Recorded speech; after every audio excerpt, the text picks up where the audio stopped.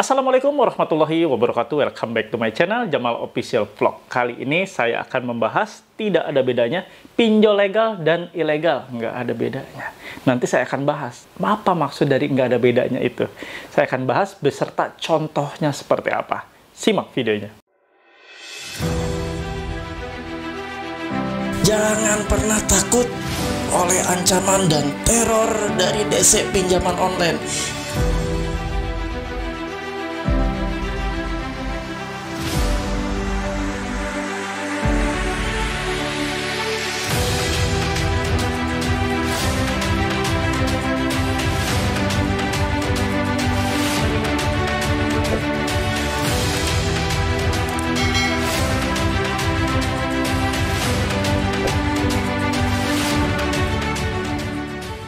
Alhamdulillah kawan-kawan, bertemu kembali dengan channel saya ini yang tetap terus memotivasi kalian, tetap terus memberikan informasi kalian, dan tetap terus memberikan booster mental kepada kalian agar kalian dalam situasi gagal bayar seperti ini tetap situasinya tenang, tetap situasinya damai dan terkendali ya emosional kalian. Oke teman-teman, seperti biasa sebelum kita menginjak ke episode video selanjutnya, ada baiknya kita berdoa agar apapun yang kita lakukan setiap hari selalu dalam keridhaan Allah Subhanahu wa Ta'ala. Yuk kita berdoa. Ya Allah, ya Rabb, pemilik singgasana alam semesta ini, ya Allah, ampunilah kami, ampunilah ya Allah, terimalah tobat kami ya Allah, tobat kami atas masuknya kami ke lembah riba pinjol seperti ini ya Allah, yang sangat dilaknat olehmu ya Allah, membuat kami tidak bisa keluar dari jeratan pinjol seperti ini ya Allah. Angkat kami dari derita seperti ini, dari derita terjebak oleh banyaknya aplikasi yang sudah kami ambil ya Allah. Kami mohon ampunanmu, kami mohon angkat kami dari kesusahan seperti ini ya Allah. Berikan kami jalan-jalan yang terbaik, berikan kami solusi-solusi yang terbaik ya Allah. Berikan kami rezeki-rezekimu yang halal ya Allah. Jauhkan kami ya Allah dari rezeki-rezeki yang haram. Tolak kami dari keinginan-keinginan untuk kembali terjerat dalam riba pinjol seperti ini ya Allah. Ya Allah, berkahi kami, ikhtiar kami, usaha kami ya Allah, berkahi seluruh aktivitas kami, pekerjaan kami ya Allah, berkahi semuanya ya Allah, berikan kelancaran dan berikan keberhasilan atas semuanya ya Allah. Amin ya Rabbal Alamin. Oke teman-teman semua, tak terasa banyak sekali episode yang sudah saya kasih ke kalian, yang sudah saya upload ke kalian. Insya Allah memberikan titik terang buat kalian semua agar bisa mencari solusi-solusi apa yang terbaik ketika saat gagal bayar seperti ini. Tentunya Anda ada dana, silahkan Anda selesaikan. Tidak ada dana, jangan coba-coba untuk menyelesaikan utang dengan utangan. Menyelesaikan utang dengan utang adalah perbuatan yang salah. Menyelesaikan utang itu bukan dengan utang. Ketika Anda menyelesaikan utang dengan utangan lain, itu namanya bunuh diri, kawan. Tidak akan pernah selesai. Dan itu cara-cara konyol menurut saya. Kalau Anda mau menyelesaikan utang adalah uang yang parkir yang bukan dari utangan. Uang bebas yang bukan untuk dicicil. Kalau Anda sekarang bingung nih. Ada beberapa case. Teman-teman yang japri ke saya, case-nya bahwa dia berutang di pinjol legal. Lalu dia menanyakan ke saya, Pak, saya pusing Pak, pinjol legal seperti ini. Nah, saya ada masukan katanya. Bolehkah Pak? Menurut Bapak bagaimana? Bolehkah kalau saya membayar utang-utang yang legal ini ya Pak, biar nggak kena slik OJK, saya ngambil di utangan yang pinjol ilegal, bolehkah Pak? Saya langsung bilang, kalau Anda mau seperti itu silahkan, tapi tanggung sendiri akibatnya dan resikonya. Ketika Anda mau menyelesaikan pinjol legal dengan menutupnya dengan pinjol ilegal, Anda akan makin tersiksa. Sekarang begini, logikanya begini ya. Anda dengan tenor yang begitu panjang saja, pinjol legal, tenor misalnya 1 bulan atau 30 hari. Lalu tiba-tiba Anda ngambil tenornya yang pinjol ilegal. Kalian tahu kan tenor pinjol ilegal 7 hari, bahkan 3 hari sudah dikejar-kejar. Lalu apa yang membuat Anda akan menyelesaikan masalah? Anda harusnya menyelesaikan 30 hari, tenornya panjang, Anda masih dikasih napas, tiba-tiba Anda ambil untuk menutupi yang tenor 30 dengan tenor yang lebih pendek. Makin kesiksa enggak? Logikanya di sana saja dulu. Jangan terlalu kemana-mana ya logikanya. Logika berpikir seperti itu aja dulu.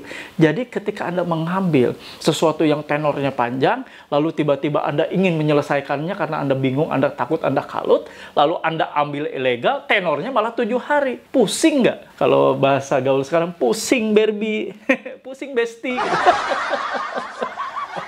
Ya, kalian jangan pernah melakukan keputusan untuk mengambil pinjol ilegal, menutup pinjol legal. Di sini saya akan mengupas, tidak ada bedanya pinjol legal dengan ilegal. Tidak ada bedanya. Kenapa saya bilang tidak ada bedanya? Nanti saya akan sertakan bukti dan contoh yang valid. Contoh yang benar-benar terjadi. Dan contoh yang real. Biar kalian juga tahu bahwa bahaya sekali ya pinjol ini. Sekarang sudah bukan lagi disebut pinjol legal, pinjol ilegal. Sama. Nggak ada bedanya. Sama semuanya. Bedanya yang satu berizin, yang satu tidak ada di OJK. Sudah itu aja. Tapi segala macam bentuknya itu hampir mirip. Tidak bisa dibedakan sekarang. Hampir mirip. Ya, teman-teman, nanti saya akan kupas seperti apa. Saya hanya mengingatkan ke kalian, ketika kalian mau menyelesaikan sesuatu, selesaikanlah dengan cara-cara yang terbaik. Kalian mau menyelesaikan, karena kalian menganggap bahwa utang itu adalah sesuatu yang wajib dibayar. Karena utang adalah sesuatu yang akan dibawa mati. Seperti itu. Jadi, kalian harus menyelesaikan dengan cara-cara yang baik, cara-cara yang benar. Kalau kalian menyelesaikan sesuatu dengan cara-cara yang salah, tentu ke depannya kalian akan menemui hambatan-hambatan dan hal-hal yang di luar dugaan kalian. Kalau kalian bersikukuh seperti itu, silahkan. Tadi pun saya menerima curhatan dari salah seorang ya yang menjapri saya. Karena katanya urgent, katanya sesuatu yang harus dibicarakan dengan saya. Namun di luar dugaan, saya sungguh heran. Karena apa? Ketika yang bersangkutan bilang bahwa terjebak dalam belasan aplikasi, yang bersangkutan mempercayakan untuk menggunakan jasa lawyer.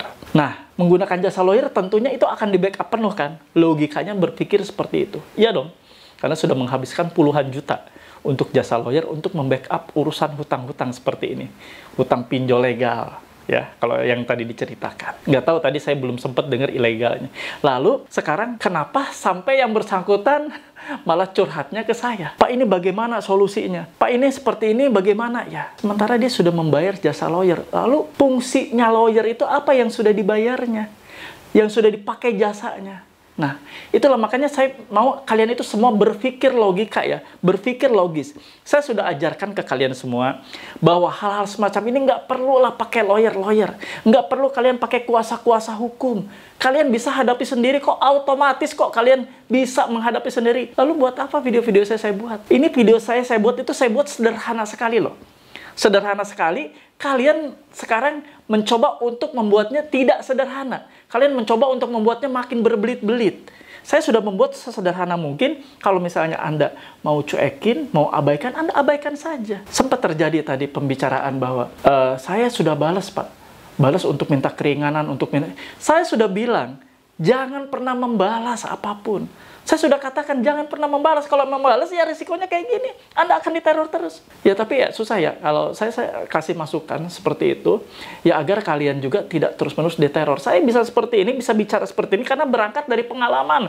Kalau saya tidak berpengalaman tentunya saya hanya bicara aja, speak aja. Tapi saya speaknya itu speak by pengalaman. Karena saya pengalaman ada. Pernah di dunia seperti ini. Dari tahun 90-an saya sudah pernah seperti ini. Ada di dunia penagihan. Jadi saya tahu apa sih detailnya. Kenapa sih DC-DC ini akan ngejar Anda terus? Saya tahu. Saya kasih, saya tumpahkan di sini dalam bentuk konten. Dan saya berharap teman-teman itu benar-benar mengikuti saran saya. Saya sih nggak terlalu memaksa kalian ya untuk mengikuti saran saya, tapi alangkah baiknya kalau kalian ikutin saran saya. Mudah-mudahan sih ya, seperti tadi saya sudah bilang dari awal video saya bahwa jangan pernah gunakan jasa-jasa seperti itulah, jasa lawyer atau apa. Kalau kalian menggunakan jasa lawyer, tentunya kalian akan di backup apapun, di backup penuh, dan kalian pun harus konsultasi dengan dia secara intens. Ya, namanya klien dengan lawyer ya harus terus dong, harus terus kalian intens. Ada masalah apapun kalian boleh langsung, karena mereka sudah dibayar oleh Anda. Karena mereka sudah menerima fee dari Anda atau pembayaran di muka dari Anda atau apapun bentuknya ya. Kalian sudah dikontrak sama dia. Artinya kalau ada sesuatu apapun kalian langsung dong berhubungan langsung. Oh, kalau ada yang ngancam, silakan lawyer yang maju. Kalau ada yang menagih, silakan lawyer yang maju. Anda kan udah bayar. Lalu kalau misalnya Anda langsung seperti itu, sudah bayar, sudah apa gitu kan, Anda sudah melakukan kontrak dengan dia, atau tiba-tiba Anda masih bingung dan Anda menggantungkan pertanyaan-pertanyaan ke saya gitu kan, Pak ini bagaimana ya Pak? Pak ini begini ya cicilan, ini bagaimana Pak jalan keluarnya? Ini seperti apa ya Pak? Bagaimana ya Pak? Ya harusnya Anda ke lawyer dong, jangan ke saya. Saya sudah kasih rambu-rambu, jangan gunakan jasa lawyer, karena Anda akan bingung sendiri. Berpuluh-puluh juta sudah dibayarkan ke lawyer tersebut, terus untuk apa? Kalau sekarang Anda masih bingung, Anda mencicil aja udah bingung. Mencicil beberapa pinjol legal aja udah bingung, tapi Anda bisa mengeluarkan puluhan juta ke mereka. Kalau bagi saya sih irasional. Tapi semuanya terserah ke kalian. Kalianlah yang menentukan, kalian yang punya uang, kalian yang punya duit, silakan. Kalau yang mau bayar jasa-jasa lawyer ya monggo silahkan gitu kan. Dan perlu diingat, saya bicara seperti ini sekali lagi adalah berangkat dari pengalaman. Ya, saya harap teman-teman kalau tidak mau terus-menerus diintimidasi, terus-menerus dicecar oleh WA dari para DC pinjol ini, ya sudah, kalian cuekin, kalian abaikan aja. Paling mudah kok, paling gampang hal tersebut dilakukan. Halo teman-teman semua, jangan lupa untuk subscribe channel YouTube Jamal Official Vlog, lalu aktifkan loncengnya untuk mendapatkan notifikasi video-video terbaru. Terima kasih.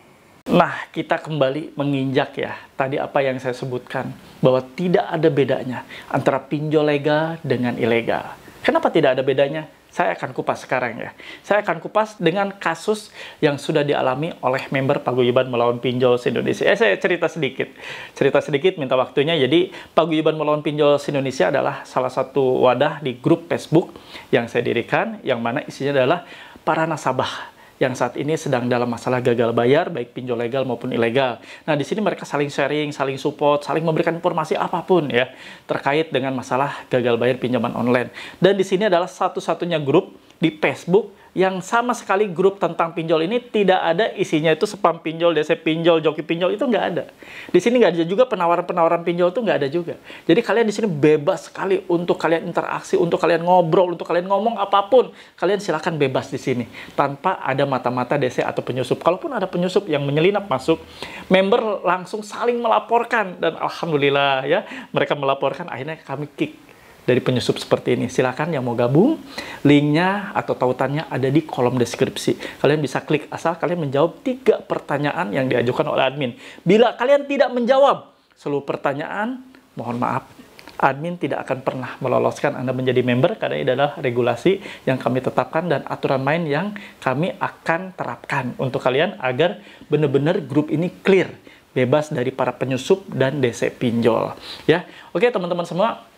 Saya teruskan yang tadi ya, bahwa saya akan memberikan bagaimana sih ke Anda pandangan bahwa sebenarnya tidak ada perbedaan antara pinjol legal dengan pinjol ilegal. Saya akan kasih contoh berupa chat yang dilayangkan oleh DC pinjol legal dan DC pinjol ilegal. Nanti kalian akan lihat perbedaannya apa, persamaannya apa. Yang pasti kalau saya sih melihat beda-beda tipis, hampir mirip. Ini dia. Nah, saya bacakan ya. Saya sudah tampilkan nih ya. Kalian pasti bisa melihatnya dengan jelas. Ini yang di sebelah kanan yang tulisannya, background tulisannya hitam, itu dari pinjol legal. Saya bacakan ya. Pemberitahuan untuk segera bayarkan hutang sekarang juga, karena kami ada penghapusan denda 100% dikarenakan Anda tercantum sebagai kontak darurat. Nah, ini yang saya garis bawahi ya. Dan kami akan menghubungi Anda setiap harinya sampai ada pembayaran masuk. Sampaikan pesan ini untuk yang bersangkutan agar terhindar dari pemblokiran akun. Denda yang akan terus bertambah. Mengirimkan surat somasi untuk yang berhutang yang akan dikirimkan ke rumah dan tempat kerja yang akan disetujui HRD, mengirimkan surat tugas ke pihak RT RW informasi berkala, melakukan penagihan kunjungan penelponan ke keluarga, kerabat, teman, dan rekan kerja yang berhutang. Not ya, NB. Harap hubungi nomor ini jika akan melakukan pembayaran agar masuk ke sistem kami dan klaim penghapusan denda 100%. Indodana, selingkari merah. Lalu yang di sebelahnya itu dari ilegal, yang background tulisannya putih. Selamat siang, kami Dodo dari aplikasi Mekar, tolong sampaikan ke maling ini. Pesannya melalui SMS dan telepon kepada, ya ditutup ya, total pinjaman 5 juta. Nomor Anda dicantumkan sebagai kontak darurat oleh beliau, tolong sampaikan untuk bayarkan hutang aplikasi Mekar. Karena lewat sudah jatuh tempo, terima kasih. Sama ya, terus-menerus dilakukan seperti ini. Nah, sekarang kita lihat, adakah perbedaannya? Keduanya sama-sama mengirimkan ke kontak darurat, menyebarkan data ini ke kontak darurat, data tagihan ya, pinjaman seperti ini. Bahwa Anda sudah berhutang kepada pihak mereka, pada pihak Indodana, dan satu lagi kepada pihak ilegal yang dari Mekar ini. Apa bedanya? Nggak ada kan? Tidak ada bedanya sama sekali kan. Sama-sama dua-duanya mengancam kontak darurat. Yang satu yang tadi dari Indodana mengancam akan terus melakukan WhatsApp atau mengirimkan pesan ini terus-menerus sebelum nasabahnya melakukan pembayaran. Sama, di sebelahnya juga yang tadi dari aplikasi yang mekar, yang dari ilegal, sama.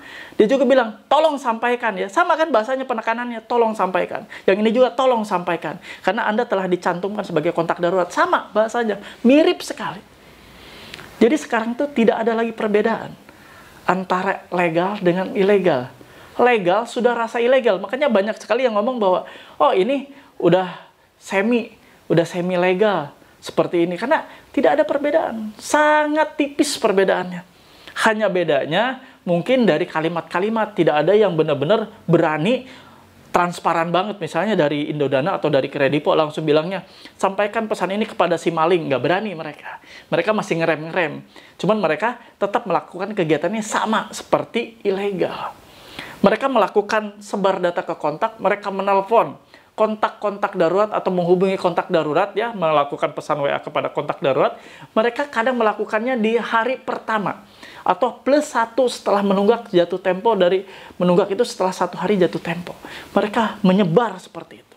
Banyak sekali laporan-laporan sekarang legal melakukan seperti itu.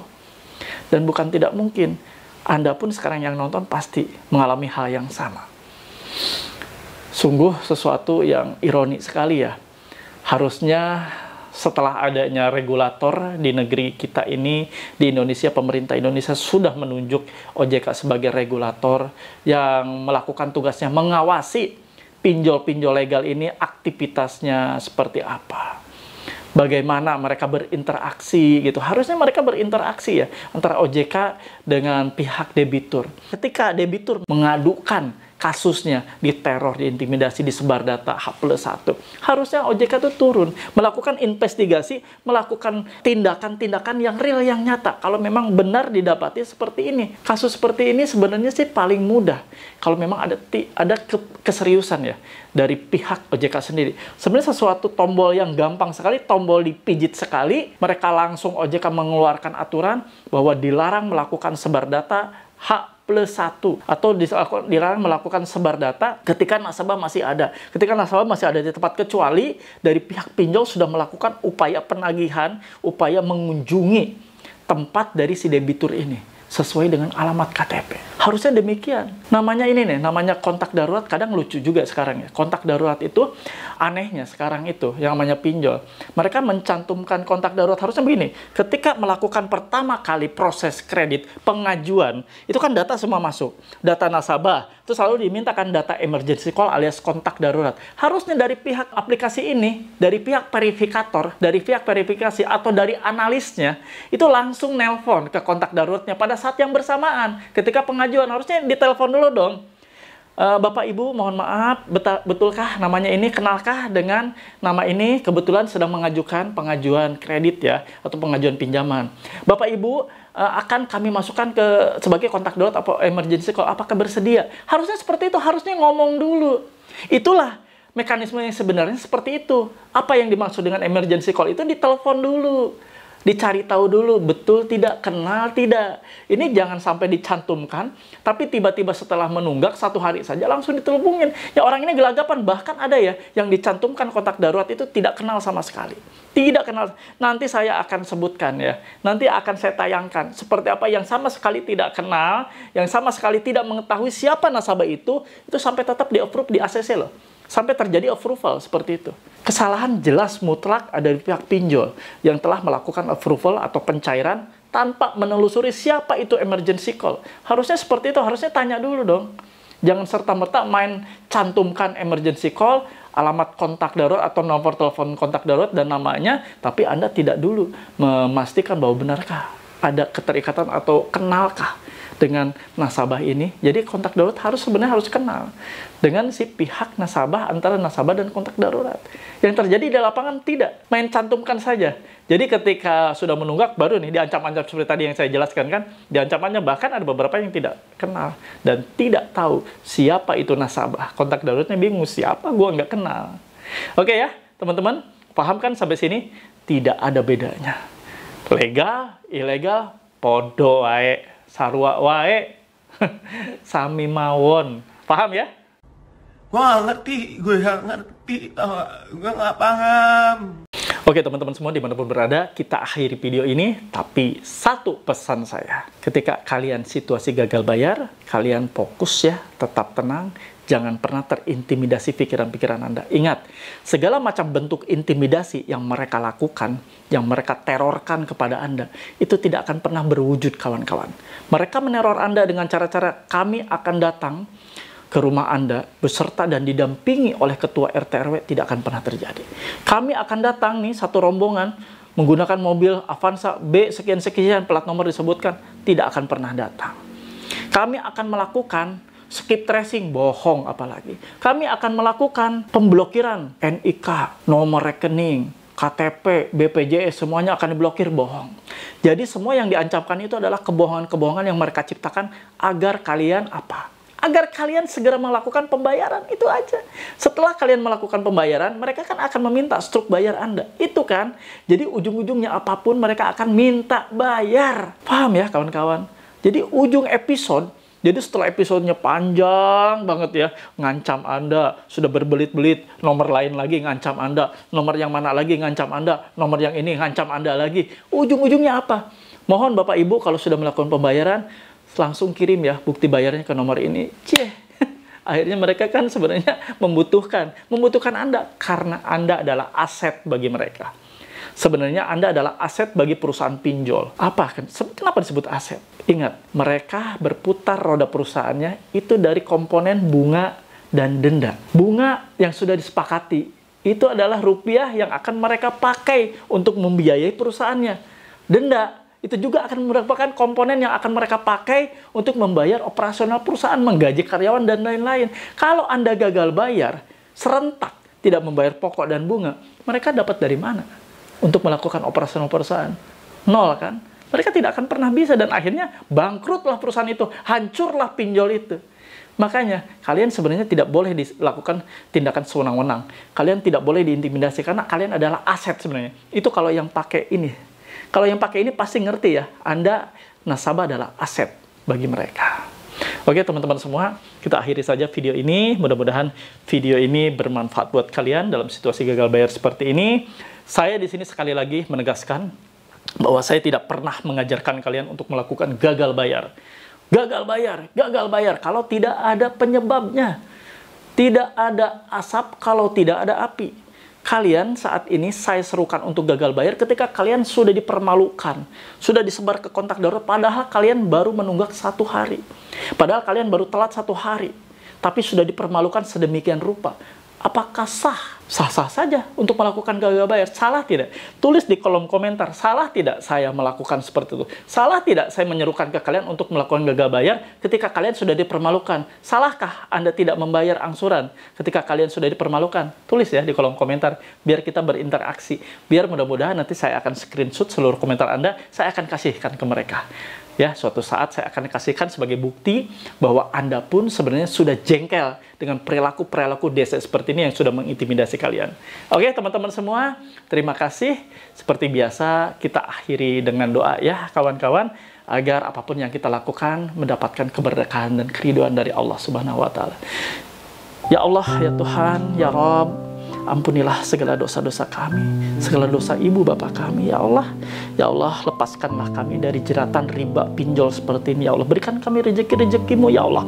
Rezeki-rezeki yang tak terduga sekalipun, ya Allah, berikan kepada kami semua, ya Allah. Limpahkan rezekimu yang halal, jauhkan kami dari rezeki-rezeki yang haram, ya Allah. Ya Allah, berikan kami kemudahan, berikan kami kelancaran atas segala ikhtiar, segala upaya, segala kerja keras kami, segala pekerjaan kami, segala urusan-urusan kami, ya Allah. Permudah, ya Allah. Berikan kemudahan, ya Allah. Berikan kelancaran dan berikan keberhasilan, ya Allah. Ya Allah, sehatkan raga kami, sehatkan pikiran kami, ya Allah. Sehatkan kami, ya Allah, agar kami bisa melaksanakan aktivitas sesuai dengan keridhaan-Mu, ya Allah. Amin, ya Rabbal Alamin. Teman-teman semua, terima kasih yang sudah menonton channel saya ini. Berikan saya support ya kawan-kawan. Berikan saya support agar saya tetap membersamai kalian dengan cara subscribe channel Jamal Official Vlog, lalu diaktifkan loncengnya agar kalian mendapatkan notifikasi setiap video terbaru yang saya upload setiap harinya. Dan silakan kalian share ke berbagai media sosial agar video ini sampai kepada kawan-kawan kalian yang membutuhkan. Dan insya Allah ini ada menjadi salah satu pahala jariah buat kalian semua.